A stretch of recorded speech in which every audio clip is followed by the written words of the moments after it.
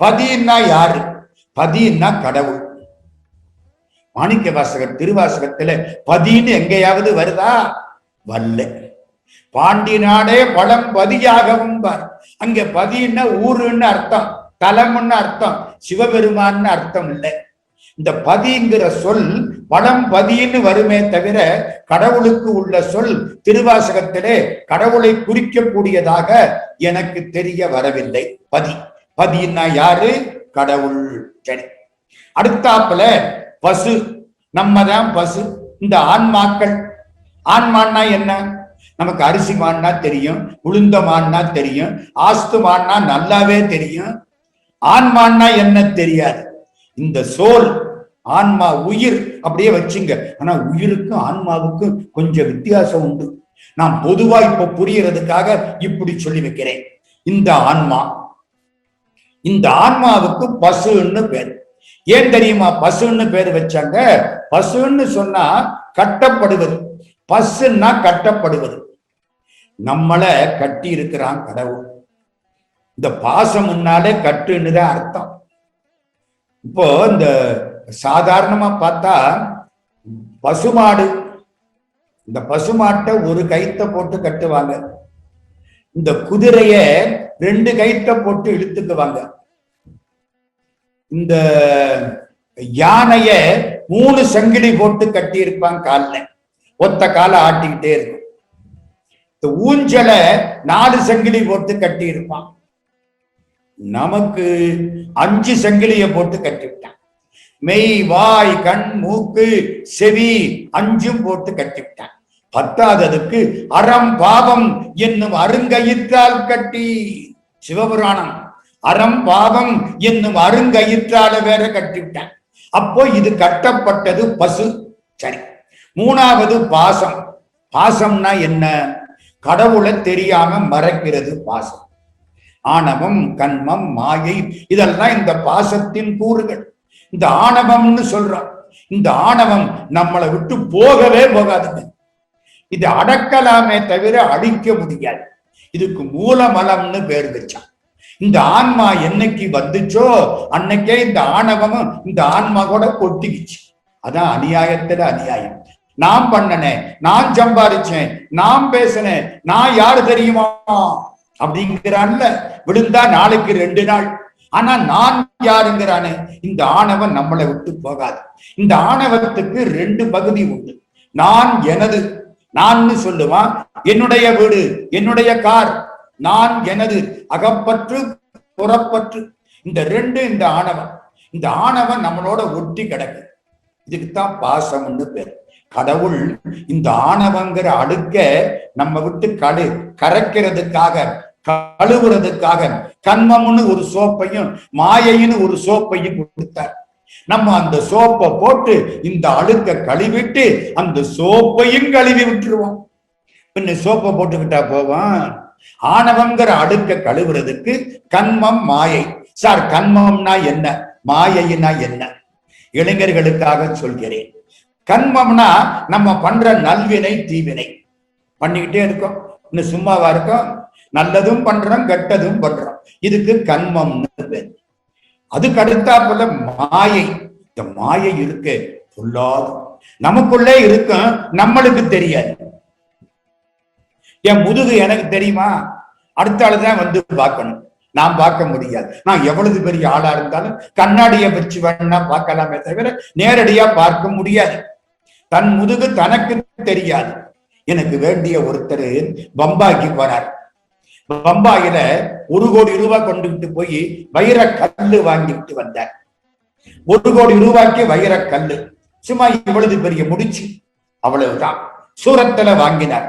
இந்தியாவில சூரத்துல நல்ல வைரம் கிடைக்கும். வாங்கிக்கிட்டு வந்தார். பம்பாயில ரயில் ஏறி சென்னைக்கு வரப்போறார். அந்த காலம். இத ஒரு திருடன் பார்த்துட்டான். எப்படியாவது இவர்கிட்ட இருக்கிற வைரத்தை இந்த ரயில்ல கொள்ளையடிக்கணும் தீர்மானம் பண்ணிவிட்டான். இவர் எந்த வகுப்பு வண்டியில ஏறினாரோ, ஃபர்ஸ்ட் கிளாஸ், முதல் வகுப்பு, அவனும் அது கேட்டு வாங்கினான். எப்படியோ ஏற்பாடு பண்ணி இவர் இருக்கிற இருக்கைக்கு எதிர் இருக்கையில உட்கார்ந்துட்டான். ராத்திரி பூரா தேடுறான், இவர் எங்க வச்சிருக்காரு. இவர் கவலைப்படாம தூங்குறாரு. இவர் எங்க வச்சிருக்காருன்னு தேடுறான். இவர் பெட்டி படுக்க ஒன்னத்திலையும் கிடையாது. இவர் பைக்குள்ள கைய விட்டான், அங்க கூட அந்த வைரத்தை காணும். அவனுக்கு வெறுத்தே போச்சு. ஒருவேளை வேற எவனாவது திருடி இருப்பானோ. தொழில்ல தோத்து போகப்படாதே.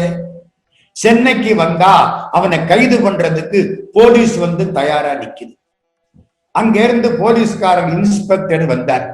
அவன் சொன்னா, சாமி கொஞ்சம் இருங்க, இந்த ஐயாட்ட ஒரு வார்த்தை கேட்டுட்டு வந்துடுறேன். இவர் வைரம் வாங்கினார் எனக்கு தெரியும். அந்த வைரத்தை எங்க வச்சாருன்னு தெரியல. திருட நினைச்சது உண்மை, ஆனா திருடல. ஏன், அது எங்க இருக்குன்னு தெரியல. இவர் பெட்டியில பார்த்தேன், படுக்கையில பார்த்தேன், இவர் பையில பார்த்தேன், எங்கேயும் கிடையாது. சாமி, ஒருவேளை எவனோ ஒருத்தன் எனக்கு முன்னால திருடி விட்டானோ. இவர்கிட்ட ஒரு வார்த்தை கேட்கணும். சப் இன்ஸ்பெக்டர் சரின்னார். வந்தான். ஐயா, அந்த வைரத்தை எங்க வச்சிருக்கீங்க? இனிமே நான் திருட முடியாது. இவர் என்ன பண்ணார் தெரியுமா? இவன் படுத்திருந்தான் பாருங்க, இவனுடைய படுக்கை இருக்கு பாருங்க, இவனுடைய படுக்கையில உள்ள கையை விட்டு தலாணி எடுத்தார். தலாணி உர அதுக்குள்ள எடுத்து இந்த அடுப்பு முடிச்சிருந்தார். ஐயோ, இந்த 2 ராத்திரியா இது என்னுடைய தலையணையிலையா இருந்துச்சு, தெரியலையே. 2 ராத்திரியா எங்கிட்டே இருந்திருக்கு, எனக்கு தெரியலையே. தெரிஞ்சா எடுத்திருப்பனே. இதுதான் சார் மாயை. நம்ம கிட்ட இருக்க, நமக்கு தெரியாது. இப்ப 3 ஆச்சா? ஆணவம், கன்மம், மாயை. இதுக்கு பாசம்னு பேர். நிறுத்துங்க. இப்ப நான் 3 சொல்லி இருக்கேனா? பதி, பசு, பாசம். பதின்னா கடவுள், பசுன்னா இந்த ஆன்மா. கடவுளை தெரியாம மறைக்குது பாருங்க திரை, அதான் அந்த பாசம். இது எல்லாருக்கும் தெரிஞ்ச சைவ சித்தாந்தம். திருமூலர் இத வச்சு 3 செய்திகள் சொன்னார். மாணிக்க வாசகர் இந்த 3 செய்திகளையும் திருவாசகத்தில் அற்புதமாக பாடினார். அதான் என்னுடைய பேச்சு. 3 என்ன சொன்னார்? முதலாவது செய்தி, ஆமா, இந்த பதி பாசத்தை உண்டாக்கி இருப்பாரோ, இந்த பதி இந்த பசுவை உண்டாக்கி இருப்பாரோ, இந்த பசு அந்த பாசத்தை உண்டாக்கி இருக்குமா, இல்லை இந்த பசு அந்த பதியை உண்டாக்கி இருக்குமா? என்ன சார் இதுவரைக்கும் புரிஞ்சுது, இப்ப என்னத்தையோ பேசுறீங்க அப்படின்னு கேட்கப்படாது. நான் கேட்கிறேன், கடவுள் பதி, நான் பசு. என்னை கடவுள் உண்டாக்கினாரா? இல்லை. ஏன்? உண்டாக்கி இருந்தா என்ன யோக்கியனாவில்ல உண்டாக்கி இருப்பாரு. நம்ம ஊர்ல எத்தனை அயோக்கியம் இருக்கான்? நம்மள்ட்ட யோக்கியம் அயோக்கியம் 2 சேர்ந்துதானே இருக்கு. நல்லது கெட்டது சேர்ந்துதானே இருக்கு. கடவுள் நம்மை உண்டாக்கி இருப்பாரே ஆனால், இந்த ஆன்மாவை ஆண்டவன் உண்டாக்கி இருப்பாரே ஆனால், இந்த ஆன்மா மிக சுத்த ஆன்மாவாக அல்லவா இருந்திருக்கும். இப்படி தப்பான பாதைகளை போய் திரிஞ்சு அடையாதே. மனை மக்கள் சுற்ற மெனுமாயா வலையை கடக்க அறியாதே, வினையில் செதுக்கி அடிநாயன் விடலுக்கிரைத்து விடலாமோ. அருணகிரிநாத சுவாமி அழுகிறார். அப்படி ஆய்ப்போச்சே. அப்போ கடவுள் இந்த பசுங்கிற இந்த ஆன்மாவை கடவுள் படைக்கவில்லை. இந்த ஆன்மா கடவுளை படைச்சிருக்குமோ? இந்த ஆன்மா பசு, இது கடவுளை படைத்திருக்குமானால் கடவுளும் கெட்டில்ல போயிருப்பாரு. நம்மள எத்தனை பேர் கெட்டவனா இருக்கிறோம்? நம்ம படைச்சிருந்தா நம்மால் படைக்கப்பட்ட கடவுளும் கெட்டில்ல போயிருப்பாரு. ஒருவேளை இந்த பாசம் கடவுளை படைத்திருக்குமா? பாசம் என்பது ஜடம், அது படைக்க முடியாது. பாசம் படைத்திருக்குமானால் அந்த கடவுளுக்கும் ஆணவம் கன்மம் மாயை வந்துடும். கிடையாது. ஒருவேளை இந்த பசு இந்த பாசத்தை படைத்திருக்குமா? ஒரு காலம் இந்த பசு பாசத்தை படைக்காது. ஏன்? தனக்கான கட்டை தானே ஏற்பாடு பண்ணிக்குமா? யானை தன்னுடைய சங்கிலிய தலையில தூக்கிட்டு போகுமா? நம்ம அப்படியே செய்வோம் மாட்டோம். அப்போ திருமூலர் சொன்னார், 1 பதி பசு பாசம் என பகர் 3ல் பதியினை போல் பசு பாசம் அனாதி. பதி என்னைக்கு இருக்கோ இந்த பசுவும் அன்னைக்கே இருக்கு, அந்த பாசமும் அப்பவே இருக்கு. இந்த 3ம் என்னைக்கும் இருக்கும். யாரு யார உண்டாக்கினா? ஒருத்தலும் ஒருத்தலையும் இந்த 3க்குள்ள உண்டாக்கல. அனாதி ஒரு செய்தியா. இரண்டாவது செய்தி, பதி பசு பாசம் என பகர் மூன்றில் பதியினை போல் பசுபாசம் அனாதி. அடுத்த வரி, பதியினை சென்று அணுகா பசு பாசம்.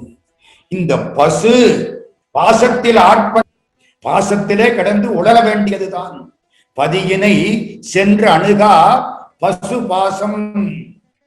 பதி அணுகில் கடவுள் வந்துட்டாருன்னா இந்த பாசம் ஓடி போயிடும்.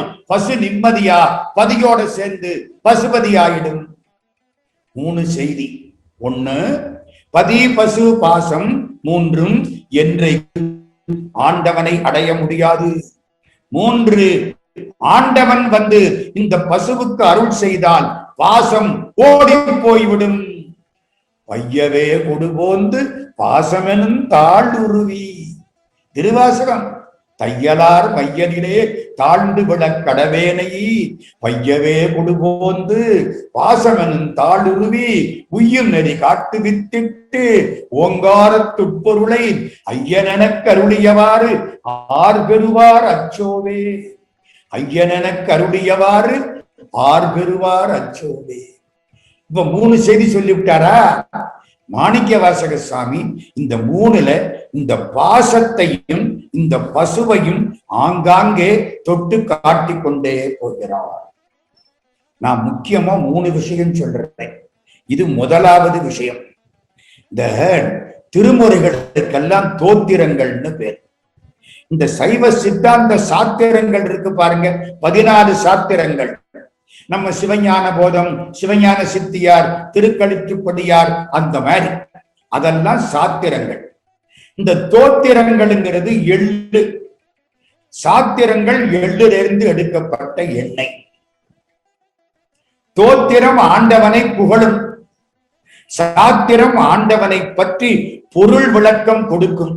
அது புகழ் மாலை, இது பொருள் மாலை. சாத்திரம் ஆண்டவனை அறிவு மூலமாக பார்க்கும். இந்த தோத்திரம் ஆண்டவனை அன்பு மூலமாக பார்க்கும். திராவிட மக்களின் அறிவில் விளைந்த ஆரமுது சைவ சித்தாந்தம். யாரு சொன்னா? ஜி.யு. போப். சைவ சித்தாந்தத்துக்கு அவர் கொடுத்த ஒரு மதிப்பு அது. திருவாசகத்துக்கு ஜி.யு. போப் கொடுத்த மதிப்பு என்ன? It is a phone melting song. எலும்பை உருக்கக்கூடிய ஒன்று. மேல் நாட்டிலே உள்ள இறைவனை பற்றிய நூற்களை எல்லாம் ஒரு தராசு தட்டில் வைத்து, திருவாசகத்தில் ஒரு வரியை இன்னொரு தராசு தட்டில் வைத்தால், அதே தட்டில் அதே தராசில் இன்னொரு தட்டில் வைத்தால், மேல் நாட்டு நூல்கள் உள்ள தட்டு மேலே போய்விடும், திருவாசக தட்டு கீழே இருக்கும். சொன்னது யாரு? Reverend father GU. போப். 1820 பிறந்தவர். 1900 திருவாசகத்துக்கு ஆங்கில மொழிபெயர்ப்பு செய்து உலகம் முழுக்க திருவாசகத்தை பரப்பியவர் ரெவரண்ட் ஃபாதர் ஜி.யு. போப். அவர் பேசினார், உலகத்திலேயே பெரிய அறிஞர்கள் கண்டுபிடிச்சது சைவ சித்தாந்தம். உலகத்திலேயே அன்பினால் உருக்கக்கூடிய ஒரு நூல் திருவாசகம். அம்மையப்பரே உலகுக்கு அம்மையப்பர். அம்மா சைவ சித்தாந்தம் தான் சொல்லுது. அம்மையப்பரே உலகுக்கு அம்மையப்பர். திருக்கழித்துப்படியார். மாணிக்க வாசக சாமி அம்மையே அப்பா என்று அழைக்கிறார். அங்கே அது வந்து விட்டது. இறைவன் நம்மை காப்பாற்றுவதற்கு அம்மையாகவும் வருகிறான், அப்பனாகவும் வருகிறான், அருள் வழியாக வருகிறான். கடவுள் நமக்கு எப்படி அருள் பண்ணுவார்? இப்போ நம்ம வீட்டு பையன், அவனுக்கு ஒரு சுற்றுலா போறதுக்கு ஒரு 5000 ரூபாய் பணம் வேணும். அம்மாட்ட கேட்பானா அப்பாட்ட கேட்பானா? யோசிங்க. அப்பாட்ட கேட்டா பெல்ட் பிஞ்சு போயிடும். அம்மாட்ட கேட்பான். அம்மா மெதுவா பார்த்து எப்போ அப்பா ரொம்ப நல்லா என்ன சொன்னாலும் சரின்னு தலையாட்டுவாரோ அந்த நேரத்துல அம்மா சொல்லி 5000 பணத்தை வாங்கி கொடுத்துருவான். இது இக வாழ்க்கை. பர வாழ்க்கையிலையும் அப்படித்தான். அம்பாள் பராசக்தி இடத்திலே போய் கேட்டால் அவள் சிவபெருமானிடத்திலே சொல்லி வாங்கி கொடுத்து விடுவாள். இதுதான் அந்த மாணிக்க வாசக பெருந்தகை நமக்கு சொல்லி கொடுத்தது. சைவ சித்தாந்தம் அதைத்தான் சொல்லுது. சிவபெருமான் அருள் மூலமாக இறங்கி வருவார். அருளது சக்தியாகும் அறந்தனக்கு. சைவ சித்தாந்தம் சிவஞான சித்தியார். அருளது சக்தியாகும் அறந்தனக்கு. சிவபெருமானுடைய அருளுக்குத்தான் பராசக்தின்னு பேரு. எங்க மதுரை மீனாட்சி கோயில்ல, நான் இருக்குது மதுரை மீனாட்சி அம்மன் கோயில்ல சுவாமி திருவீதி உலா வருவார். மீனாட்சி அம்மன் கோயில்ல அதுக்கு தென்னிந்தியாவின் ஏதன்ஸ்ன்னு பேரு. வெளியில 5 கோபுர வாசல், 4 பக்கம் 4 கோபுரம், உயர்ந்த கோபுரங்கள். மாரவர்மன் சுந்தர பாண்டியன், ஜடாவர்மன் சுந்தர பாண்டியன், அமராவதி புதூர் வைநாகரம் நாகப்ப செட்டியார் எல்லாரும் கட்டி வச்சது பெரிய கோபுரம். 4 பக்கம் 4 கோபுரம், உயர்ந்த கோபுரம், 9 மாடம். சாமி அது வழியா வர்றதும் கிடையாது, போறதும் கிடையாது. ஆசாமிகள் தான் போக வர இருக்கிறார். அப்போ சிவலிங்க பெருமான் உள்ள இருந்து உற்சவராக வெளியில வர்ற பொழுது எந்த வழியா வருவார்? எங்க மதுரையில சிவபெருமானுக்கு சொக்கலிங்கம்னு பேர், இந்த உற்சவருக்கு சோமசுந்தரம்னு பேர், சுந்தரேஸ்வரர்னு பேர். வெளியில வருவாரே, எந்த பக்கம் வருவார் தெரியுமா? அம்மன் சந்நிதின்னு ஒரு வாசல் இருக்கு. அம்பாள் மீனாட்சிக்கு நேர உள்ள சந்நிதி, சின்ன வாசல். கோபுரம் எல்லாம் பெருசா கிடையாது, சின்ன கோபுரம். அது வழியாத்தான் வெளியில வருவார். என்ன சார், 4 ராஜகோபுரத்தை விட்டுவிட்டு அம்மன் சந்நிதி வழியா வர்றாரு, ஏன் தெரியுமா? கடவுள் உங்களிடத்தில் வர வேணும் என்று எண்ணினால் அம்பாள் மூலம்தான் வருவார், பராசக்தியின் மூலம்தான் வருவார். நீங்கள் ஆண்டவனை சென்று அடைய வேணும் என்று எண்ணினால் அம்பாள் பராசக்தியின் மூலம்தான் சென்று அடைய வேண்டும். அருள்ளது சக்தியாகும் அறந்தனக்கு. இது நம்ம சைவ சித்தாந்தம். மாணிக்க வாசக சாமி ஒரு வரியில சொன்னார், அவன் அருளாலே அவன்தாள் வணங்கி. முடிஞ்சு வச்ச, அவன் அருளால தாண்டா அவனை கும்பிடணும், இல்லைன்னா கும்பிட முடியாது. அவன் படைச்ச சூரியனையே உன்னால பார்க்க முடியல, அவனை எப்படிடா பார்க்க போற? அம்பாள் கண் கொடுத்தால் தான் எம்பெருமானை காண முடியும். அவன் அருளாலே அவன்தாள் வணங்கி. அம்மையப்பரே, உலகுக்கு அம்மையப்பர்னா அதுதான் அர்த்தம். அப்பனாக இருக்கக்கூடிய பெருமான் அம்மையாகிற அருள் மூலம் நமக்கு வந்து நம்மை தடுத்து ஆட்கொள்கிறான். மாணிக்க வாசக சாமி சிவபுராணத்திலே அழகா சொன்னார், அப்பன் அருள் ஆகிற அம்மை மூலம் ஆட்கொள்ளுகிறான். அருள் மூலம்தான் நம்மை அவன் ஆட்கொள்வான். பாசமாம் பற்றறுத்து பாரிக்கும் ஆரியனே. இந்த பாசத்தில இருந்து நம்மை அறுக்கக்கூடியவன் எம்பெருமான். இந்த திருவாசகத்துல ஒரு ஓதுவார்ட்ட கேட்டேன், ஐயா உங்களுக்கு ரொம்ப பிடிச்ச திருவாசகம் எது? 658 பாட்டு நல்லா தான் இருக்கு. ஏங்க கல்கண்டுல எந்த பக்கம் இனிக்காது? எல்லாம் தான் இனிக்கும். திருவாசகம்ங்கிறது கல்கண்டுங்க. பார்த்தாலும் நினைத்தாலும் படித்தாலும் படிக்க பக்க நின்று கேட்டாலும் பரிந்துள் உணர்ந்தாலும் ஈர்த்தாலும் பிடித்தாலும் கட்டி அணைத்தாலும் இத்தனைக்கும் தித்திக்கும் இனித்த சுவை கரும்பு திருவாசகம். இந்த திருவாசகத்துல உங்களுக்கு ரொம்ப பிடிச்ச பாட்டு எது அப்படின்னு ஒரு ஓதுவார கேட்டேன். அவர் என்ன தெரியுமா சொன்னார்? கண்ணப்பன் ஒப்பதோர் அன்பின் வை கண்டபின் என் அப்பன் என் ஒப்பில் என்னையுமாட்கொண்டருளி வண்ணப்பணித்து என்னை வா என்ற வான்கருணை சுண்ணப்பன் நீற்றற்கே சென்றூதாய் கோத்தும்பி. இதாங்க எனக்கு ரொம்ப பிடிச்ச பாட்டு. ஏய்யா இதுக்கு அர்த்தம் தெரியுமான்னு கேட்டேன். பொருள் ஏதோ கொஞ்சம் கொஞ்சம் தெரியுமுங்க சொன்னார். நல்லாவே சொன்னார். பொருள் புரிஞ்சு பாடக்கூடியவருக்குத்தான் ஓதுவார்னு பேரு. காதலாகி கசிந்து கண்ணீர் மல்கி ஓதுவார். அழகா சொன்னார். கண்ணப்பன் அன்பு செய்வதில் ஒப்பில்லாதவன், நான் அன்பு செய்யாமல் இருப்பதில் ஒப்பில்லாதவன். அவர் யோக்கியர்கள்ல முதல்னா நான் அயோக்கியர்கள்ல முதல், அப்படித்தானே வச்சுக்கணும். கண்ணப்பன் அன்பு செய்வதில் ஒப்பில்லாதவன், நான் அன்பு செய்யாமல் இருப்பதில் ஒப்பில்லாதவன். கடவுள் பார்த்தார், அவனை ஆட்கொண்டவர் என்னையும் ஆட்கொண்டார். அது அவர் கருணையினாலே, என் தகுதியினாலே அல்ல. ஆட்கொள்ளப்படக்கூடிய அளவுக்கு எனக்கு தகுதி கிடையாது. அவன் கருணையினாலே ஆட்கொண்டான். கண்ணப்பன் ஒப்பதோர் அன்பின்மை கண்டபின் என் அப்பன் என் ஒப்பில் என்னையும் அந்த உண்டா ரொம்ப முக்கியம்.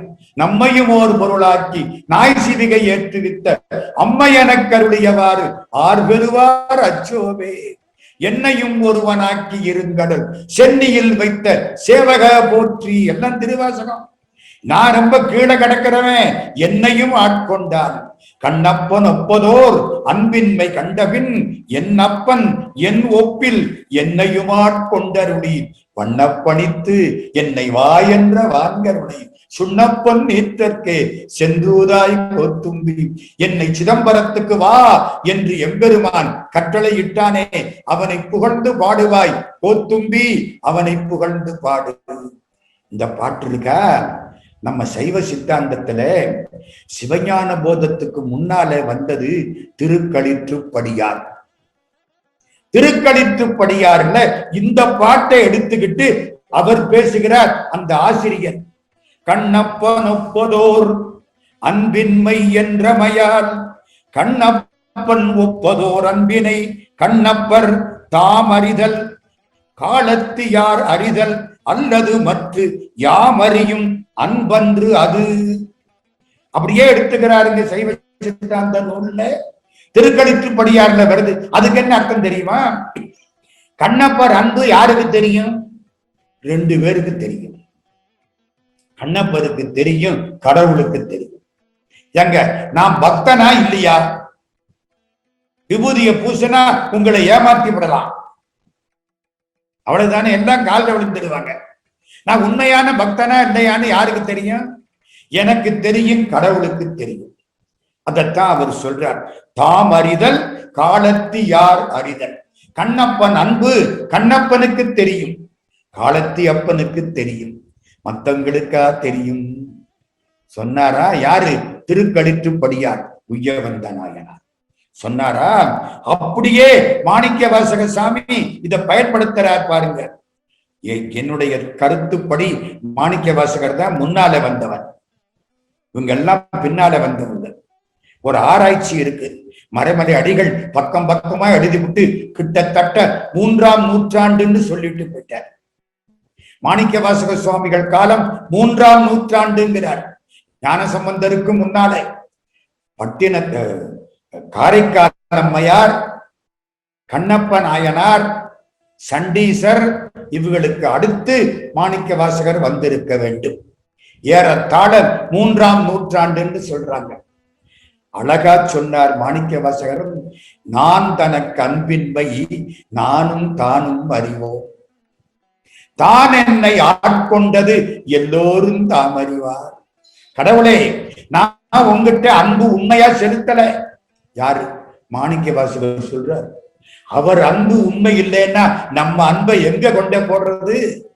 எங்க அவர் அழுது அழுது அடியடைந்த அன்பை ஒண்ணுமில்லைங்கிறாரு. நம்ம அப்படி இப்படியுமா வெள்ளிக்கு வெள்ளி சாமியை கும்பிட்டு போட்டு நான் சிவபக்தன்னு சொல்லிக்கிட்டு தெரிகிறோமா இல்லையா? நான் தனக்கு அன்பு இன்மை நானும் தானும் அறிவோம். தான்னா கடவுள் சிவபெருமான், நீங்க அத மரியாதையா தானுங்கிறது. நான் தனக்கு, தனக்கென உனக்கு. சிவபெருமானே, நான் உன்னிடத்திலே அன்பில்லாதவன் என்பது உனக்கு எனக்கும் தெரியும். நீ என்னை ஆட்கொண்டது உலகத்துக்கெல்லாம் தெரியும். அதனாலே நீ எனக்கு அருள் செய்யாவிட்டால் உலகம் உன்னை திட்டும். ஏன் திட்டும்? எனக்கு அன்பில்லைங்கிறது உலகத்துக்கு தெரியாது, நீ ஆட்கொண்டது தெரியும். நான் தனக்கு அன்பின்மை நானும் தானும் அறிவோம், தான் என்னை ஆட்கொண்டது எல்லோரும் தாம் அறிவார். யாரு பேசுறார்? மாணிக்க வாசக பெருந்தகை. இந்த திருவாசகத்துல இந்த முதல்ல 4 அகவல் இருக்கா இல்லையா? இந்த 4 அகவலும் அப்படியே சைவ சித்தாந்தத்துக்கு அடிப்படை. எப்படி? முதல்ல என்ன? சிவபுராணம். அது கலிவெண்பா, அகவல் ஆகாது. ஆசிரியப்பா இல்லை, அது தனிச்சீர் இல்லாத கலிவெண்பா. நம சிவாய வாழ்க. வாழ்க கூடாது, வாழ்க. அப்பத்தான் நாதன் தாழ் வாழ்கிறதுக்கு இலக்கண ஒழுங்கா வரும். அது கலிவன்பா. அதுல என்ன சொல்றார்? சிவபெருமானுடைய பழமை, சிவபெருமான பற்றிய செய்திகள். அப்பா வெய்யாய் கனியாய் யமான நாம் விமலா எல்லாம் சொல்றார். ஆண்டவனுடைய பழமையை சொல்லுவது சிவபுராணம். அப்ப அது பதி. இந்த இரண்டாம் தலைப்பு கீர்த்தி திரு அகவல். ஆண்டவனுடைய கீர்த்தி, அவனுடைய புகழ், அவன் செய்த செயல்கள், அதுவும் பதி. சைவ சித்தாந்தத்துல நம்முடைய சிவஞான போதம் முதல்ல பதியை சொல்லும், அப்புறம் பாசத்தை சொல்லும், அப்புறம் பசுவை சொல்லும். இதான் சிவஞான போதத்து வரிசை. மாணிக்க வாசகரும் கிட்டத்தட்ட அது மாதிரி அதுக்கு முன்னாலே சொல்லி இருக்கார். சிவபுராணமும் கீர்த்தி திரு அகவலும் பதியின் பெருமையை சொல்லுவன. இந்த மூணாவது இருக்கு பாருங்க, அது திரு அண்ட பகுதி. திரு அண்ட பகுதி என்ன தெரியுமா? உலகத்திலே எத்தனையோ அண்டங்கள். உலகத்திலேன்னு சொல்லப்படாது, அண்டத்துக்குள்ள உலகம் ஒரு சிறு பகுதி. ஆண்டவன் படைப்பில் கோடிக்கணக்கான அண்டங்கள். எத்தனை கோடி அண்டம்? 1010 மில்லியன் அண்டங்கள் அப்படின்றார். 1010 மில்லியன்னா, ஒரு மில்லியன்னா 10 லட்சம். 1010 மில்லியன்னா 101 கோடி. 101 கோடி அண்டங்கள் அப்படின்னு மாணிக்க வாசக பெருந்தகைக்கு பின்னாலே வந்த இந்த ஐன்ஸ்டீன் சொன்னார். எப்போ? 20ஆம் நூற்றாண்டு. 3ஆம் நூற்றாண்டு மாணிக்க வாசகர் சொன்னார், அதெல்லாம் கிடையாது, அண்டங்கள் 101 கோடி இல்லை, 101 கோடிக்கு மேலே. உனக்கு எனக்கு தெரிஞ்சது 101 கோடி, அதுக்கு மேலே இருக்கு.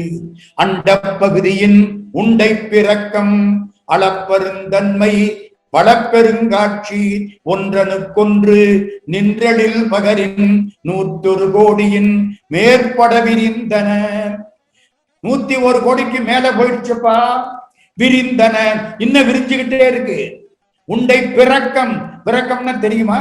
இன்னும் போய்கிட்டே இருக்கு. மில்கி வே, பால்வெடி, இன்னும் விரிஞ்சுக்கிட்டே இருக்கு. இப்படி உலகத்தை பத்தி சொன்னது பாசம். இப்போ சிவபுராணம் கீர்த்தி திரு அகவல் ரெண்டும் பதி. திரு அண்ட பகுதி உலகத்தையும் அண்டங்களையும் பத்தி சொன்னதுனாலே அது பாசம். இந்த 4வது இருக்கே போற்றி திரு அகவல், அது இந்த ஆன்மா தாய் வயிற்றுல படுற பாட்டை அணுவா சொல்லுது. 1 மாசத்துல இந்த கர்ப்பத்தில எப்படி இருந்தான், 2 மாத்தையில எப்படி இருந்தான், 1 மதி தாண்டியின் இருமையில் பிழைத்தும். வரிசைக்கு சொல்றார், 3 தன்னில் அம்மதம் பிழைத்தும், 2 திங்களில் பேரிருள் பிழைத்தும், 5 திங்களில் முஞ்சுதல் பிழைத்தும், 6 திங்களில் ஊரலர் பிழைத்தும், 7 திங்களில் தாழ்வுவி பிழைத்தும், 8 திங்களில் கட்டமும் பிழைத்தும், 9 வருதரு துன்பமும் பிழைத்தும், தக்க தசமதி தாயோடு தான்படும் துக்க சாகர துயரிடை பிழைத்தும். அடே அப்பா, 10 மாசம் வயிற்றுக்குள்ள, அம்மா வயிற்றுக்குள்ள நம்ம பட்ட பாட்ட பூரா மாணிக்க வாசக சாமி அற்புதமா சொல்றார். அப்போ இது இந்த பசுவை பற்றியது. நம்ம எதுக்கெல்லாம் தப்பிச்சோம்? சமயவாதிகள் தத்தம் மதங்களே அமைவதாக அரற்றி மலைந்தனர். செல்வம் என்னும் பல்கடல் புடைத்து, கல்வி அதோட மோசம். கல்வி என்னும் பல்கடல் புடைத்தும் செல்வம் என்னும் அல்லலில் புடைத்தும், இதுக்கெல்லாம் தப்பிச்சு நான் வந்தேன்.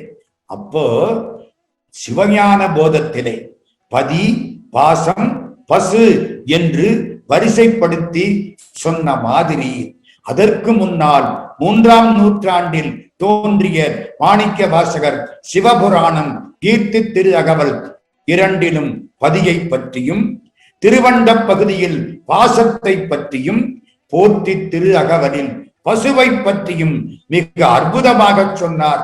அதனால் சான்றோர்கள் என்ன சொன்னார்கள் தெரியுமா? அறிவால் சிவமே ஆனவர் மாணிக்க வாசகர். 63 நாயன்மார்களே மாணிக்க வாசகர் சேர மாட்டார். ஏன்? அவர் அடியாரே இல்லை. இதுக்கா சார் இவ்வளவு நேரம் பேசினீங்கன்னு கேட்கப்படாது. அவர் அடியாரே இல்லை. அடியார் இல்லைன்னா யாரு? அவர் ஆண்டவன். அறிவால் சிவமே ஆனவர் மாணிக்க வாசகர் சிவஞான முனிவர் சொல்றார். நடராஜா திருவீதி உலா வந்தா ஒரு பக்கம் சிவகாமி, இன்னொரு பக்கம் மாணிக்க வாசக பெருமான். அப்போ சைவ சித்தாந்தத்திலே அருளின் சிறப்பு, கண்ணப்பர் பெருமை இதெல்லாம் வந்துருச்சா? இப்ப முக்கியமான இடத்துக்குள்ள போறேன். இந்த சைவ சித்தாந்தத்துக்கு என்ன ஒரு தனித்தன்மை தெரியுமா? வினை கொள்கை. அது என்ன வினை கொள்கை? நான் ரொம்ப எளிமையாக்கி பேசிட்டு இருக்கேன். ஒரு மாமரம் இருக்கு எங்க வீட்டுல. அந்த மாமரத்துல 100 மாம்பழம் வந்தது. 100 மாம்பழமும் ஒரே மாதிரி தான் சுவை இருக்கும். சரிதானா? ஒரு மரத்து மாம்பழம் 100 ஒரே மாதிரி தான் இனிக்கும். ஆனா ஒரு அம்மா வயிற்றுல பிறந்த 5 பிள்ளை ஒன்னொன்னு ஒவ்வொரு மாதிரி இருக்கு. ஏன்? இது என்னங்க வேடிக்கையா இருக்கு? நான், எங்க அண்ணன், என் தம்பி ஒவ்வொருத்தன் ஒவ்வொரு மாதிரி இருக்கமே. எதனால? சொல்ல தெரியல. எல்லா மதங்களும் தவிக்கின்றன. கடவுள் படைப்பு அப்படி. நான் கேட்கிறேன், என்னை முட்டாளாக படைத்து என்னுடைய அண்ணனை கெட்டிக்காரனாக படைத்தால் அப்ப அந்த கடவுள் கடவுளா? என்ன சார், ஒருத்தனை முட்டாளா படைக்கிறது, ஒருத்தனை கெட்டிக்காரனா படைக்கிறது, ஒருத்தனை ஏழையாக்குறது, ஒருத்தனை பணக்காரனாக்குறது, இதையெல்லாம் கடவுள் செய்வாரே. ஆனால் அவர் கடவுளே இல்லையே, அவர் மனுஷன் தானே. இன்னும் சொல்ல போனா மனுஷனோட மோசம். அப்படித்தானே? வினை கொள்கை சைவ சித்தாந்தம் அற்புதமாக சொல்லிட்டு, ஓம் உடம்பு நீ பண்ணன வினைக்கு தகுந்த உடம்பு. ரொம்ப முக்கியம். என்னுடைய உடம்பு எனக்கு ஏன் தரப்பட்டது? போன பிறவிகளிலே நான் செய்த வினைகளை அனுபவிப்பதற்கு இந்த உடம்பு எனக்கு தரப்பட்டது. வினையின் வந்தது வினைக்கு விளைவாவது. மணிமேகலை பேசுது. இந்த உடம்பு வினையினால வந்தது. நான் பண்ணன வினைக்கு தகுந்தாப்புல எனக்கு உடம்பு, நீங்க பண்ணன வினைக்கு தகுந்தாப்புல உங்களுக்கு உடம்பு. அண்ணன் அழகா சங்கீதம் பாடுறார். தம்பி பாடினா அத்தனை பேர் எந்திரிச்சு ஓடி போயிடுறாங்க. அவர் வினைக்கு தகுந்த மாதிரி குரல் அவருக்கு, இவர் வினைக்கு தகுந்த மாதிரி குரல் இவருக்கு. நீ எத்தனையோ பிறகு எடுத்திருப்ப. முக்கியமான இடத்துக்கு வர்றேன். இப்ப நான் இதுக்கு முன்னால எத்தனை பிறகு எடுத்திருப்பேன் தெரியாது. எழுகடல் மணலை அளவிடில் அதிகம் எனது இடர் பிறவி அவதாரம். 7 கடல் மணலை எண்ணிப்படலாம், நான் எடுத்த பிறவியை எண்ண முடியாது. ஒரு முறை காளமேக புலவர் ஒரு ஊருக்கு போனார். அங்கே பெருமாள் கோயில். பெருமாள் கோயிலுக்கு இவர் போயிட்டார். அங்க உள்ளவங்க இவரை, நீ சிவனை கும்பிடுற ஆளு, இங்க எல்லாம் வராதுன்னு விரட்டிட்டாங்க. இவருக்கா பசிக்குது, என்னமாவது சாப்பிடணும். அந்த கோயில் வாசலுக்கு திரும்பவும் போனார். அப்பா பசிக்குது, என்னமாவது சாப்பாடு கொடுங்க. அவங்க என்ன தெரியுமா சொன்னாங்க? எங்க பெருமாளை பத்தி புகழோட ஒரு பாட்டு பாடு, சாப்பாடு போடுறோம். திருமாலை பத்தி புகழ வேண்டும். சரின்ட்டார். திரு கண்ணபுரம்னு ஊருக்கு பேரு. கண்ணபுரமாலே கடவுளரில் நீ அதிகம். எல்லாருக்கும் சந்தோஷம். கடவுள்ல ரொம்ப பெரியவர் கண்ணபுரமால் அப்படின்னு காளமேக புலவர் சொல்லிவிட்டாரே. ஒரு தாள்ல எழுதுங்க. எழுதிட்டார். கண்ணபுரமாலே கடவுளரில் நீ அதிகம். அடுத்த வரி தானே, பசிக்குது சாப்பாடு கொடுங்கோ, சாப்பிட்டு போட்டு எழுதுறேன். நமக்கு என்ன, முதல் வரியில பெருமாள் வந்துட்டார். பெருமாள் தான் ரொம்ப பெரியவர்னு சொல்லியாச்சு. சாப்பாடு போட்டாங்க. அதுவும் ஐயங்கார் கோயில்கள்ல சாப்பாடு ரொம்ப நல்லாவே இருக்கும். திருப்பதியில லட்டு, ஸ்ரீரங்கத்துல ஒரு அக்கார அடிசில் எல்லாம் நல்லா இருக்கும். சாப்பிட்டாரு, வயிறார சாப்பிட்டாரா. இப்ப சொன்னாங்க, அந்த பாட்டை முடிச்சுட்டு போங்க. காளமேகம் எழுத ஆரம்பிச்சார். கண்ணபுரமாலே கடவுளரில் நீ அதிகம். அடுத்த வரி, உன்னிலுமே யான் அதிகம், உன்னை விட நான் தான் பெரியாடு. என்னன்னாங்க, இந்த பாரு, ஒன்று கேள் மண்ணுலகில் உன் பிறப்போ 10 ஓர் சிவனுக்கோர் பிறப்பு என் பிறப்பு எண்ணத் தொலையாதே. உலகத்தில திருமாலே நீ எடுத்தது 10 அவதாரம். சிவபெருமானுக்கு பிறப்பே கிடையாது. நான் எடுத்த பிறப்பா அடேங்கப்பா கணக்கே கிடையாது.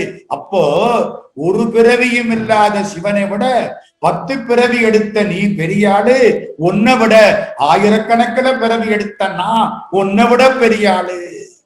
இது காலமேக புலவர் பாடியது. கண்ணபுரமாலே கடவுளரின் நீ அதிகம், உன்னிலுமே யான் அதிகம், ஒன்று கேள் மண்ணுலகில் உன் பிறப்போ 10 ஓர் சிவனுக்கு ஓர் பிறப்பு என் பிறப்பு எண்ணத் தொலையாதே. இப்ப நான் எடுத்த பிறவி எத்தனை இருக்கும் தெரியாது. இத்தனை பிறவியிலையும் நல்லது கெட்டது செஞ்சிருப்பனா இல்லையா? கட்டாயம் செஞ்சிருப்பேன். அந்த வினையெல்லாம் நிக்குது. இந்த வினையெல்லாம் நான் தான் அனுபவிப்பேன். வினையின செயல்னு அர்த்தம், வேற ஒண்ணும் இல்லை. நான் பண்ணன வினைய நான் தான் அனுபவிக்கணும். இத்தனை பிறவியில நான் எவ்வளவோ நல்லது கெட்டது பண்ணியிருக்கேன். நல்லதுக்கும் பிறவி உண்டு, கெட்டதுக்கும் பிறவி உண்டு, மறந்துடாதீங்க. அதனாலதான் பெரியவர்கள் நல்ல காரியம் செஞ்சா ஒரு கை தண்ணீரை அள்ளி சிவார்ப்பணம்னு விட்டுருவாங்க. நான் செய்யல, சிவபெருமான் செய்தார்.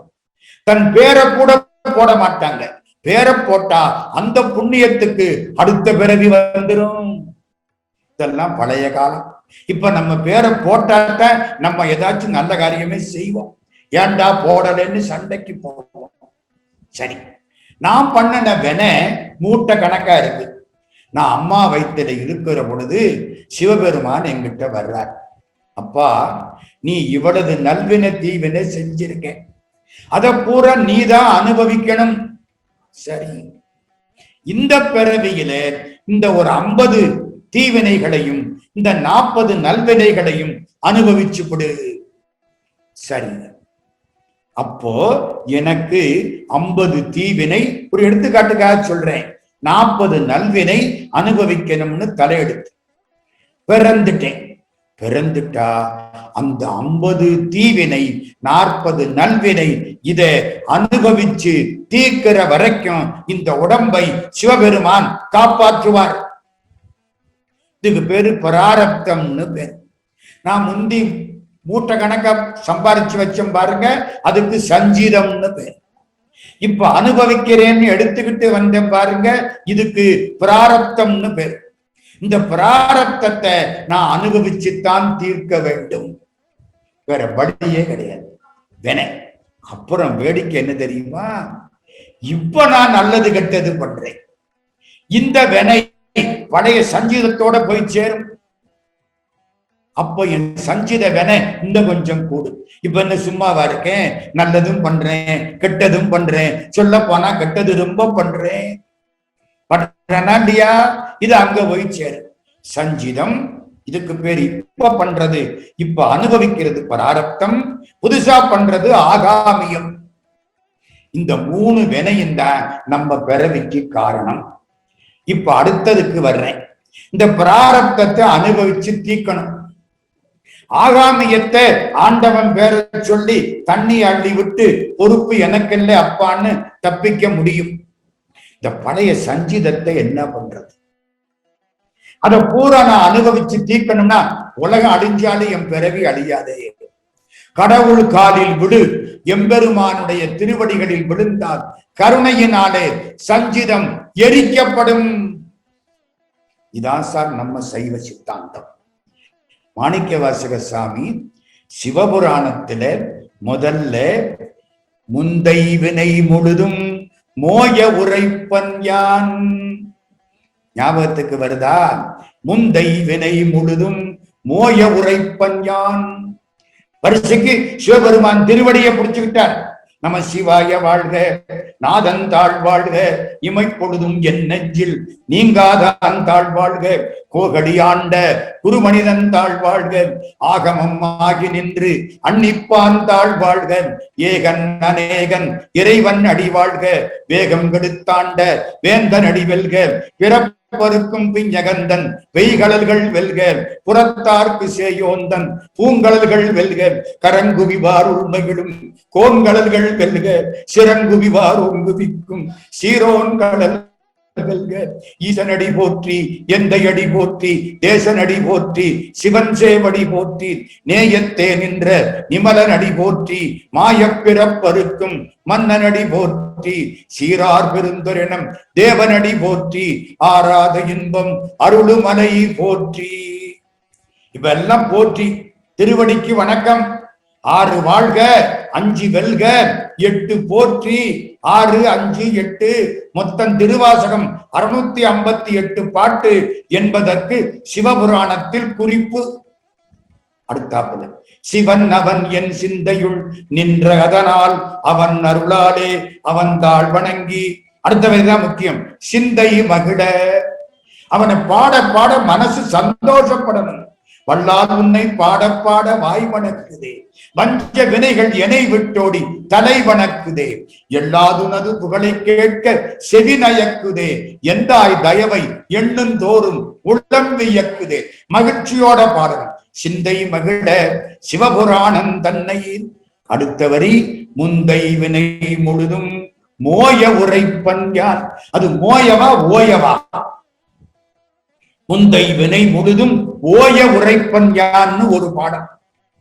சிதம்பரத்தில் 100 ஆண்டு வாழ்ந்த அடிகள் ஆசிரியர் என்பவர் முந்தை வினை முழுதும் மோய உரைப்பன் யான்னார். மோவன்னா போட்டார், மோனைக்கு ஒத்து வரும்னார். அர்த்தம் என்ன தெரியுமா சொன்னார்? ஓய வேறு மோய வேறு. ஓயவன்னா ஓய்ஞ்சு போக, வினை ஓய்ந்து போய்விடும். இந்த ஓய்ந்த ஆளு ஒரு நாளைக்கு எந்திரிச்சாரு எந்திரிப்பேன். மோயன்னா வேரோட புடுங்கி விடுறது. வினையை வேரோடு அழிக்க வேண்டும். வினையினால பிறவி எடுத்தனா இப்ப நல்லது கெட்டது பண்றானா இதனால அடுத்த பிறவி வந்துருமே. செடி மாதிரி புடுங்க புடுங்க செடி வரும், வேரோட புடுங்கணும். செடியாயவன் வினைகள் தீர்க்கும் திருமாலே நெடியானே வேங்கடவா நின் கோயிலின் வாசல் அடியாரும் வானவரும் அறம்பயரும் கிடந்து எங்கும் படியாய் கிடந்து உன் பவளவாய் காண்பேனே. குலசேகர ஆழ்வார் திருப்பதியில போய் பாடுறார். செடி மாதிரி வினை அதை தீர்க்கணும். செடியாய வினை தீர்ப்பான். தேவாரம். செடின்னா என்ன அர்த்தம்? புடுங்க, எடுக்க எடுக்க முளைக்கும், வேரோட புடுங்கணும். மோயன்னா வேரோடு புடுங்குவது. முந்தை வினை முழுதும் மோய. முழுதும்னா என்ன அர்த்தம்? சஞ்சித வினை முழுதும். சஞ்சிதம், பிராரப்தம், ஆகாமியம், அவ்வளவு கடவுள் காலில் போய் விழுந்துட்டீன்னா சரியா போயிடும். அவன் காப்பாத்திக்குவான். வேற யாராலும் வினைகளை எரிக்க முடியாது. கடவுளுக்கு என்ன பேரு? வினை கேடன். நானா சொன்னேன், திருவாசகம் சொல்றது. வினையிலே கிடந்தேனை. நான் வினையில தான் கிடக்கிறேன். நல்வினை தீவினைக்குள்ள கிடக்கிறோம். வினையிலே கிடந்தேனை புகுந்து நின்று போது நான் வினை கேடன் என்பாய் போல. இந்த வினையை கெடுக்கக்கூடியவன் நான் என்பது போலே கடவுளே நீ வந்தாய். நான் அப்பவாவது உன்னை பார்த்தனா? பார்க்கலையே. வினையிலே கிடந்தேனை புகுந்து நின்று போது நான் வினை கேடன் என்பாய் போல. இணையன் யான் என்று உன்னை அறிவித்து என்னை ஆட்கொண்டு. இவ்வளவு அவன் பண்ற காரியம். அறிவித்தான், ஆட்கொண்டான். நான் இன்னும் உன்னை நினைச்சு உருகலையே. வினையிலே கிடந்தேனை புகுந்து நின்று போது நான் வினை கேடன் என்பாய் போல. இணையன் யான் என்று உன்னை அறிவித்து என்னை ஆட்கொண்டாய்க்கு இரும்பின் பாவை அணைய நான் ஆடேன் நின்று ஆடேன் அந்தோ அலரிடேன் உலரிடேன் ஆவிசோரேன். திருச்சதகத்தில பாடுறார். வினை கேடன் கடவுள் மட்டுமே. வினையை கெடுப்பவன் இன்னொன்னு சொல்றார் தெரியுமா? என்ன மாதிரி தீவினை பண்ணினவன் யார் இருப்பா? வினை என்போல் உடையவர் பிறர் யார்? உடையான் அடிநாயேனை தினையின் பாகமும் விரிவது திருக்குறிப்பன்று. நாம் பண்ணின வினை கடவுளே உன்னை விட்டு என்னை விலக்கி விட்டது. நான் தனியா கிடக்கிறேன், நீ தனி துணை, நான் வினை துணை. நீர்த்தல் விண்ணப்பத்துல பாடுறார். தனித்துணை நீ நிற்க யான் தருக்கி தலையால் நடந்த வினை துணையேனை விடுதி கண்டாய். வினையேனுடைய மனத்துணையே எனக்கு எய்ப்பில் வைப்பே.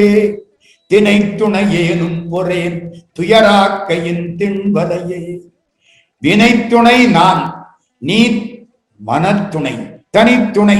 இந்த வினை இருக்கே, இந்த வினையை பூரா எரிக்கணுமா? சிவபெருமானுடைய அருள் கிடைத்தால் அன்றி வினையை எரிக்க முடியாது. வினை கொள்கையை பற்றி மாணிக்கவாசக பெருந்தகை நிறைய பாடுறார். இன்னொன்னு, இந்த பாசம் இருக்கே வினையினாலதான் வந்துச்சு. இந்த பாசம் தான் நம்மளை கட்டி போட்டு விடுச்சு. இந்த பாசத்தில இருந்து இந்த பதியை, இந்த பசுவை பதி பிரிக்கிறார். அதே மாணிக்க வாசகர் நிறைய இடத்துல பாடுறார். பாசத்தை விட்டு நம்மை பிரிப்பது பக்திமையும் பரிசுமிலா பசுபாசம் மறுத்தருளி. பித்தன் என என்னை ஆக்குவித்து, பித்தன் இவன் என என்னை ஆக்குவித்து பேராமே. சித்தமெனும் திண்கையிற்றால் திருப்பாதம் கட்டுவித்த வித்தகனார் விளையாடல் விளங்குதில்லை கண்டேனே. இதெல்லாம் என்ன? நமக்கு இறைவன் நம்மை இந்த பத்திமையும் பசு, இந்த பசுவை இறைவன் இப்படி செய்கிறான் என்று பேசுகிறார். பசு பாசம் அறுத்தருளி. ஒரு பாட்டு ரொம்ப அருமையான பாட்டு, இந்த சைவ சித்தாந்தத்துக்கு ரொம்ப அற்புதமான பாட்டு. நம்ம பசு, இது பசு, அந்த பாசம், இந்த பசுவும் பாசமும் சேர்ந்திருந்தா கடவுள்கிட்ட போக முடியாது அப்படின்னு நம்ம திருமூலர் சொன்னார். கடவுள் மாணிக்க வாசகர்கிட்ட வந்து பாசத்தை கலட்டி விட்டுட்டாராம். எல்லாரும் பார்க்கிற போது கலட்டி விட்டாராம். கல்லாத புல்லறிவின் கடைப்பட்ட நாயேனை வல்லாளனாய் வந்து வனப்பெய்தி இருக்கும் வண்ணம் பல்லோரும் காண எந்தன் பசுபாசம் அறுத்தானை எல்லோரும் இறைஞ்சு தில்லை அம்பலத்தே கண்டேனே. தில்லை அம்பலத்திலே எம்பெருமானை பார்த்தேன். யார? பல்லோரும் காண எந்தன் பசு பாசம் அறுத்தானை. பாசத்தையும் இந்த பசுவையும் அப்படியே அறுத்து விட்டார். பாசம் போச்சு, இனி பசு பதியோடு சேரும். அது எங்க? திருப்பெருந்துறையிலே. திருப்பெருந்துறையில் நடந்த நிகழ்ச்சி ஒரு பெரிய மாற்றம் மாணிக்க வாசக சாமிக்கு.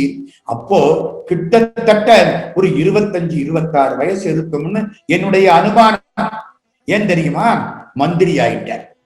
திருவாதவூரில் பிறந்தார். அரிமர்த்தன பாண்டியன் கிட்ட மந்திரி ஆயிட்டார். மந்திரி ஆகணும்னா ஒரு 25 வயசாவது ஆகணுமா இல்லையா? ஒரு உத்தேச கணக்கு போடுறேன். இந்த 25 வயசுலே தான் அவர் அங்கிருந்து புறப்பட்டு திருப்பெருந்துறைக்கு வர்றார். இந்த குதிரை வாங்குறதுக்கு வர்ற பொழுது கிட்டத்தட்ட அவருக்கு 25 வயசுன்னு வச்சுக்கல. 32 வயசுல ஆண்டவனோடு 2 கலக்கிறார். அப்போ இந்த 7-8 வயசு, 7 வருஷம், இதுதான் அவருடைய ஞான வாழ்க்கை. அதுக்குள்ளே கடவுளே எனக்கு இந்த பிறவி போதுங்கிறார்.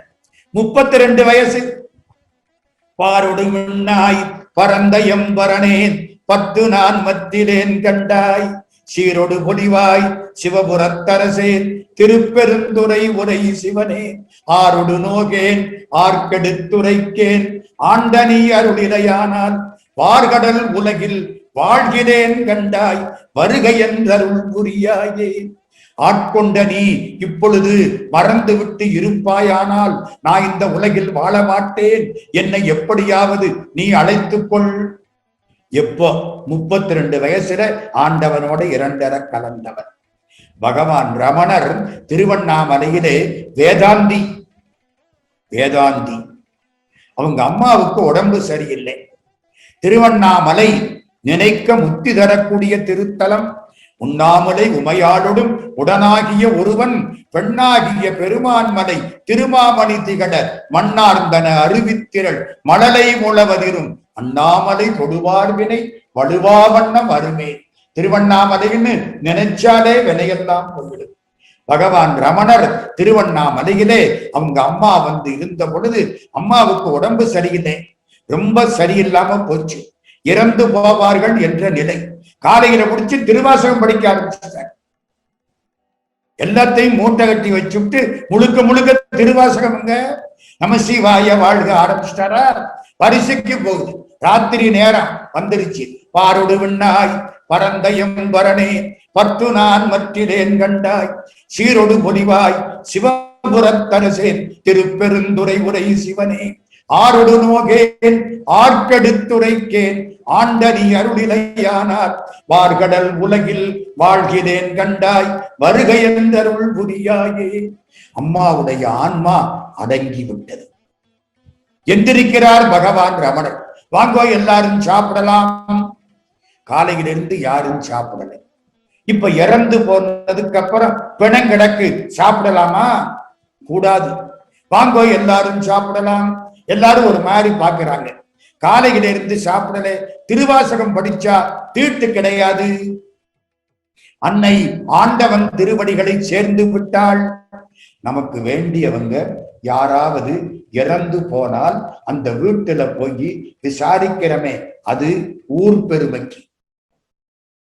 இறந்தவருக்கு அதனால எந்த லாபமும் கிடையாது. நம்ம என்ன செய்யணும்? அந்த இடத்துல போய் ஒரு திருவாசகம் சொல்லி, கடவுளே இந்த ஆன்மா அமைதி அடையட்டும். திருவாசகம் சொன்னால் போற பாதைக்கு நல்லது. எத்தனை பேர் மகாவித்துவான் மீனாட்சி சுந்தரம் பிள்ளை கடைசி காலத்துல இறக்க போற பொழுது பக்கத்துல இருந்த சாமிநாதையரை பார்க்கிறார். சாமிநாதா திருவான்னாரா, அதுக்கு மேல வல்ல, தொண்டையில சளி அடைச்சிருச்சு. திருவான்னார். அவர் புரிஞ்சுக்கிட்டார், திருவாசகம் படிக்க சொல்றார். உடனே திருவாசகம் படிக்க ஆரம்பிச்சார். வழங்குகின்றாய்க்கு உன் அருளார முதத்தை பாரிக்கொண்டு விடுங்குகின்றேன் விக்கினேன் வினையேன் என் விதியின்மையால் தளங்கருந்தேன் அன்ன தண்ணீர் பருகத் தந்து உய்ய கொள்ளாய் அடுங்குகின்றேன் உடையாய் அடியேன் உன் அடைக்கலமே. கடவுளே நான் சாப்பிடுறேன், சாப்பிட்டு ரொம்ப நாளாச்சு, வாரி வாரி கொட்டிக்கிறேன், தலையெடுத்தில்ல விக்கல் எடுக்குது, அருள் தண்ணீரை கொடு. கேட்டார் மகாவித்துவான் மீனாட்சி சுந்தரம் பிள்ளை. லட்சம் பாட்டு எழுதினவர். 10 கம்பர்னு அவருக்கு பேரு. லட்சம் பாட்டு எழுதினவர். அப்படியே அடங்கிருச்சு. திருவாசகம் கேட்டு அடங்கினால் அந்த ஆன்மாவுக்கு அடுத்த பிறவி கிடையாது. அந்த ஆன்மா அமைதிப்படும். எதுக்கு இவ்வளவு சொல்ல வந்தேன்? பல்லோரும் காண எந்தன் பசுபாசம் அறுத்தானை. திருவாசகம் படிச்சா வாசக்கட்டு போய்விடும், பசு பதியோடு சேரும். திருப்பெருந்துறையிலே மாணிக்க வாசக பெருந்தகைக்கு இந்த வாய்ப்பு கிடைத்தது. பாண்டிய ராஜா அனுப்ப திருப்பெருந்துறைக்கு போனார். பெருமானை பார்த்தார், கண்ணீர் கொட்ட பாடினார். மாணிக்க வாசகம் என்று பெருமான் இவருக்கு பெயர் வைத்தார். அதிலோட அந்த பசு பாசம் அற்று போயிற்று. பல பேர் பார்த்தார்கள். அதனாலதான் சொன்னார், பல்லோரும் காண எந்தன் பசுபாசம் அறுத்தருளி. எல்லோரும் இறைஞ்சுதில்லை அம்பலத்தே கண்டேனே. பல்லோரும் காண எந்தன் பசுபாசம் அறுத்தானை. அவன் பாச வேறு அறுக்கும் பரம்பொருள். இந்த பாசத்தை அறுக்கணுமா? அவங்கிட்ட போகணும்.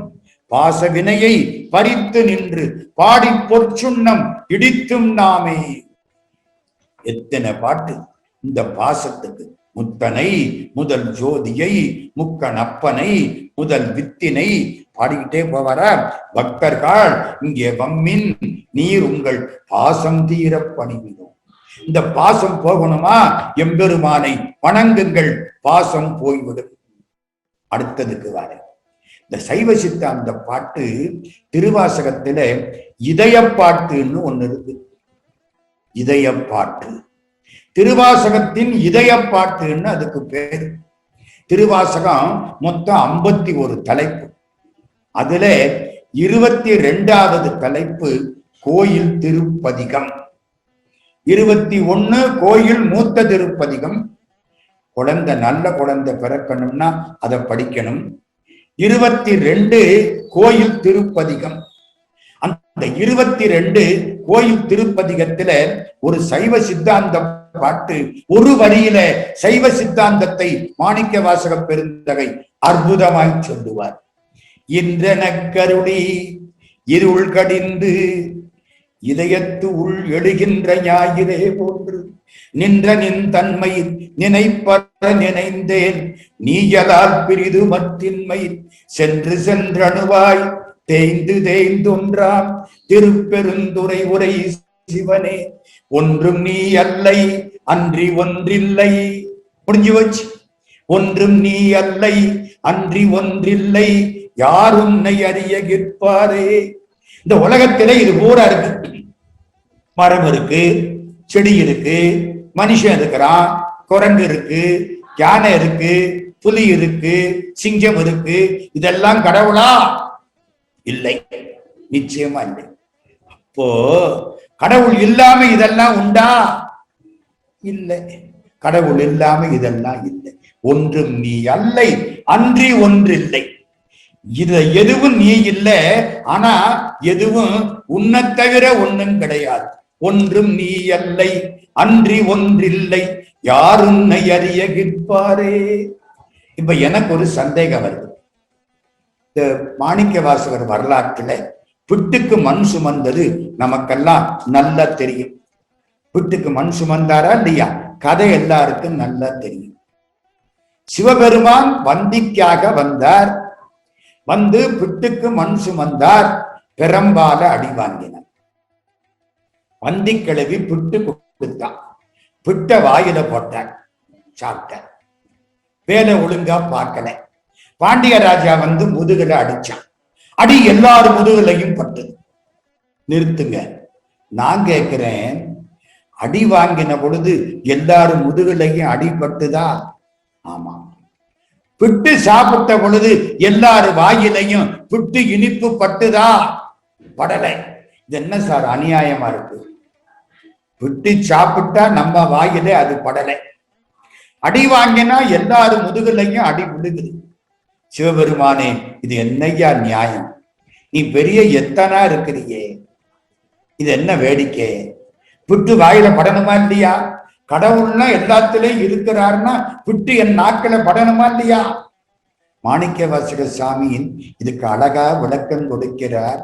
எல்லா உயிருமாய் தழைத்து பிழைத்து அவை அல்லையாய் நிற்கும் எத்தனே உன்னை சிக்கென பிடித்தேன் எங்களிந்தருளுவதினியே. எல்லா உயிருமாய் தழைத்து, எல்லா உயிருக்குள்ளேயும் அவன் இருக்கிறான். சில சமயங்களிலே உயிரை விட்டு விலகியும் இருக்கிறான். ஒன்றாய் உடனாய் வேறாகி. சைவ சித்தாந்தத்தில அடிப்படையானது இது. ஒன்றாயிருக்கிறான், உடனாய் இருக்கிறான், வேறாயும் இருக்கிறான். ஒன்றாயிருப்பதை காட்டுறதுக்கு அவன் நமக்குள்ளே இருந்து அருள் புரிகிறான். நல்லது நினைக்கிற பொழுதெல்லாம் கடவுள் ஒன்றாயிருக்கிறான். நம்ம கெட்டதை நினைக்கிற பொழுது நம்ம விட்டு விலகி இருக்கிறார். இறைவன் ஒன்றாயிருக்கிற பொழுது அடி வாங்கினான். அடி நம்ம முதுகுல எல்லாம் பட்டது. வேறாயிருக்கிற பொழுது பிட்டு சாப்பிட்டான். பிட்டு நம்ம நாக்குல படல. எனக்கு ஒரு சந்தேகம், ஏங்க ஒன்றாயிருக்கிற பொழுது பிட்ட சாப்பிட்டு வேறாயிருக்கிற பொழுது அடி வாங்கி இருந்தா நம்ம முதுகுல அடி விழுந்திருக்காது இல்ல, பிட்டு நாக்கில பட்டிருக்கும் இல்ல. கொஞ்சம் மாத்தி பண்ணனா என்ன? கடவுள் எதனால இப்படி பண்ணார்? அவருக்கு தெரியும். பிட்டு சாப்பிடுற பொழுது நமக்கு இனிச்சுதுன்னா நம்ம கடவுளை நினைக்க மாட்டோம். அடி வாங்கினா முருகாம்பம் சிவாம்பம் துன்பத்துலதான் இந்த பய கடவுளை நினைப்பான். அதனாலே அடி வாங்குற பொழுது ஒன்றாயிருந்தார், பிட்டு சாப்பிடுற பொழுது வேறாயிருந்தார். ஒன்றாய் உடனாய் வேறாகி ஒன்றும் நீ அல்லை அன்றி ஒன்றில்லை யார் உன்னை அறிய கிற்பாரே. அஞ்செழுத்து மந்திரம். நம சிவய சிவய நம. மாணிக்கவாசக சாமி தொடங்குற பொழுதே அஞ்செழுத்து மந்திரத்துல தான் தொடங்கினார்.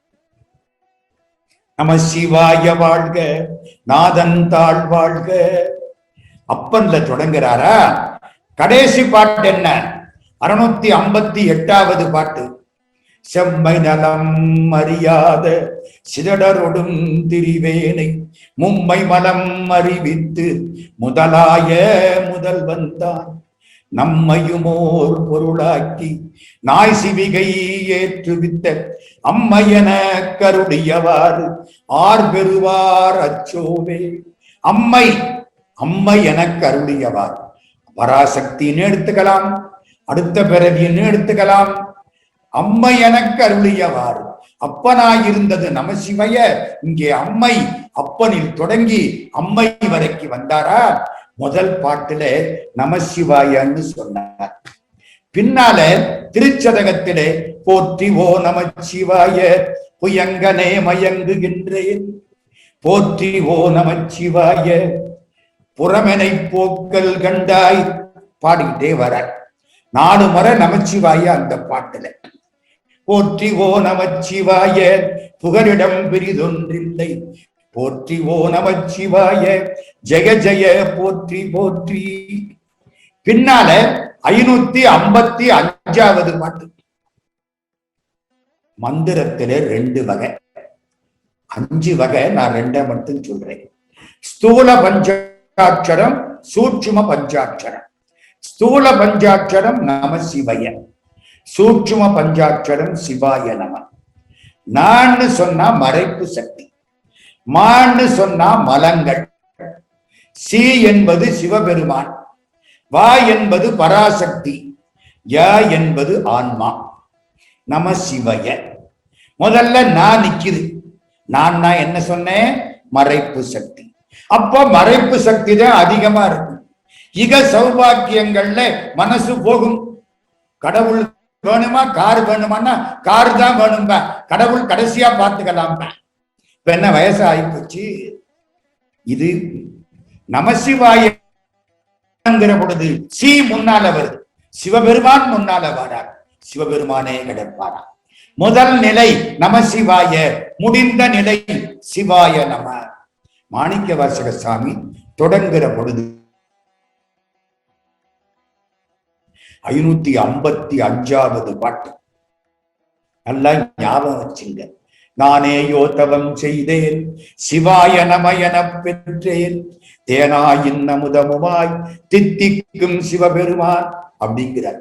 சிவாய நம என சொன்னேன் இல்லை, என பெற்றேன். குருநாதன் கொடுக்க நான் பெற்றுக்கொண்டேன். உபதேசம், மாணிக்க வாசகருக்கு கிடைத்த உபதேசம் சிவாய நம என்ற சூட்சும பஞ்சாட்சரம். அங்க ஆரம்பிச்சு இங்க முடிச்சு சைவ சித்தாந்தத்தினுடைய அடிப்படை சிவபெருமானுடைய வடிவமே அஞ்செழுத்துத்தான். அதை கொண்டு வருகிறார். நம்ம சிவஞான போதத்துல ஒரு 12ஆம் சூத்திரம். செம்மலர் நோந்தாள் சேரலொட்டார் அம்மலம் களி அன்பரோடு மறி மாலர நேயமும் மலிந்தவர் வேடமும், மாலர நேயம் மலிந்தவர் வேடமும் ஆலயந்தானும் அரஞ்சன தொடுவே. இது கடைசி 12ஆம் சூத்திரம். என்ன சொல்றார்? மால் அற, இந்த மயக்கமெல்லாம் போக, நேயம் மலிந்தவர் வேடம், அடியார்களுடைய வேஷம். சிவபூஜை செய்யக்கூடிய அடியார்களை கண்டால் சிவபெருமானாகவே நினைந்து வழிபடுவது. ஆலயந்தான், சிவம் இருக்கக்கூடிய ஆலயங்கள் எல்லாவற்றையும் அரண் என வழிபட வேண்டும்.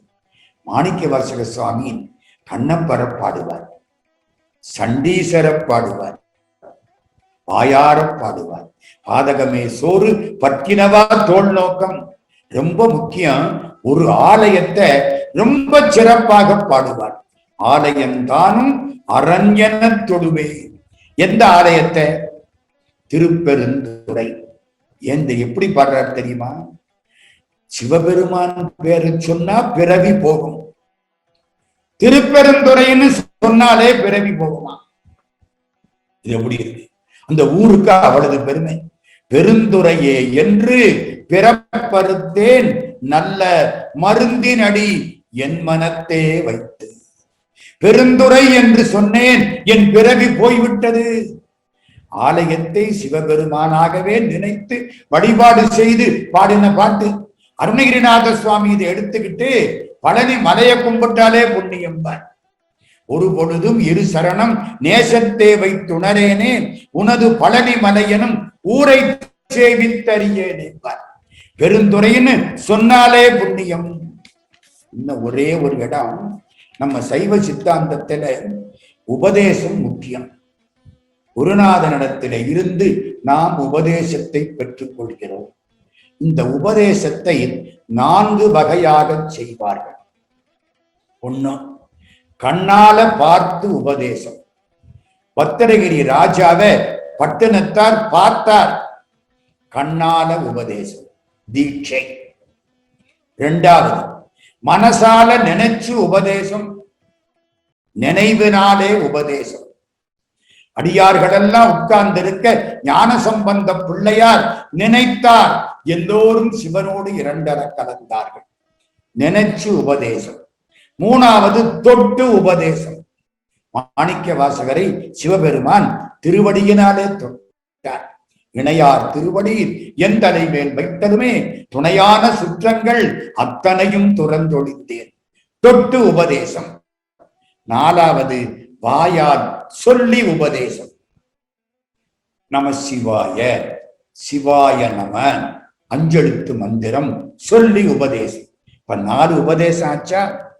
இந்த 4ஐயும் மாணிக்க வாசக சுவாமி திருவம்பாவையிலே 13வது பாட்டிலே மிக அற்புதமாக சொல்லுகிறார். பண்டிதமணி கதிரேச செட்டியார் இதை விளக்கமாக சொன்னார். அதை மட்டும் நம்ம இப்ப பார்க்கிறோம். பைங்கு வளைக்கார் மலரால் செங்கமல பைம்போதால் அங்கங்குருகினத்தால் பின்னும் மரவத்தால் தங்கள் மனம் கழுவுவார் வந்து சார்தலினால் எங்கள் பிராட்டியும் எங்கோனும் போன்றி செய்த பொங்கு மடிவில் புகப்பாய்ந்து பாய்ந்து நம் சங்கம் சிலம்ப சிலம்பு கலந்தார்ப்ப கொங்கைகள் பொங்க குடையும் புனல் பொங்க பங்கைய பூம்புனல் பாய்ந்து ஆடேலோர் எம்பாவாய். ஒரு பொய்கை, சுற்றிலும் சோலை, திருத்தமாம் பொய்கை. திருப்பெருந்துறையில உள்ள குளத்துக்கு திருத்தமாம் பொய்கைன்னு பேர். திருத்தமாம் பொய்கை திருப்பெருந்துறையில் செழுமலர் குருந்தம் மேவிய அறுத்தனே அடியேன் ஆதரித்தழைத்தால் அதந்துவே என்றருளாயேன் என்பது திருவாசகம். ஒரு பொய்கை, நீர்நிலை. எல்லாரும் வந்து கால்கையெல்லாம் கழுவிட்டு போறாங்க. ஒரு பக்கம் குவளப்பூ இருக்கு, ஒரு பக்கம் தாமரப்பூ இருக்கு, ஒரு பக்கம் நீர் பறவைகள் இருக்கு. இதெல்லாம் அப்படி பார்க்கிறார். ஒரு பக்கம் சத்தம் கேட்குது, வந்துட்டு போற சத்தம். மாணிக்க வாசக சாமி பார்க்கிறார். இந்த 4ஐயும் பார்த்தா அம்பாளை பார்த்தாப்புல இருக்கு, அப்பனை பார்த்தாப்புல இருக்கு. பைங்குவளைக்கார் மலரால், குவளை கண், அம்பாளுடைய கண் இந்த குவளை. சிவபெருமான் கழுத்து கருப்பு, இந்த குவளை கருப்பு குவளை. 2வது தாமரைப்பூ, அம்பாளுடைய முகம் தாமரைப்பூ. சிவபெருமானுக்கு உடம்பெல்லாம் தாமரை, செந்தாமரை காடனைய மேனி, 2 தாமரை. பைங்கு வளைக்கார் மலரால் செங்கமல பைம்போதால் அங்கங்குருகினத்தால், குறுகின பறவைகள் ஒரு அர்த்தம், வெண்மைன்னு ஒரு அர்த்தம், வளையல்னு ஒரு அர்த்தம். சிவபெருமான் திருமேனி வெண்மை, அம்பாள் கையிலே வளையல். அப்ப அது குறுகுங்கிற வார்த்தைக்கு அது அப்படி. பின்னும் அரவத்தால், அரவம்னா 2 அர்த்தம், ஒண்ணு ஒளின்னு அர்த்தம், இன்னொன்னு பாம்புன்னு அர்த்தம். சிவபெருமான் உடம்பெல்லாம் பாம்பு, அம்பாளுக்கு கையிலே கங்கணம் பாம்பு. அப்போ இந்த பொய்கையை பார்த்தா பொய்கை மாதிரியும் தெரியுது, சிவபெருமான் மாதிரியும் தெரியுது, அம்பாள் மாதிரியும் தெரியுது அப்படின்னு பாடுறாரா. இப்போ 4 உவமைகள் வச்சார், 4 இதை எடுத்துக்கிட்டார். என்ன 4?